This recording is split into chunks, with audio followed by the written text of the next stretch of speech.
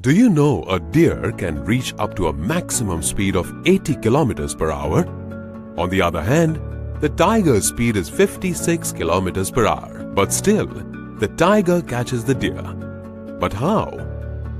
If you see any video of a tiger chasing a deer, you will see that the deer keeps looking back repeatedly to check how far the tiger is. Looking back again and again decreases the deer's speed, and it becomes the tiger's prey. Looking back frequently is dangerous for deer, as well as for your investment portfolio. Let us understand how. Many investors keep checking the past performance frequently and keep changing their strategy based on past performance.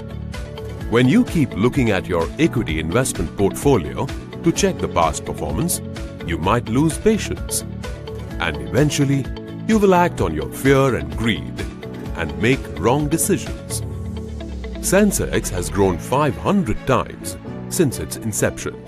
But in reality, very few investors could build wealth from equity investments. You need to stay disciplined and stop looking at past performance of mutual funds frequently so that you can get the best returns out of your equity mutual funds. Contact us to invest in suitable mutual fund schemes.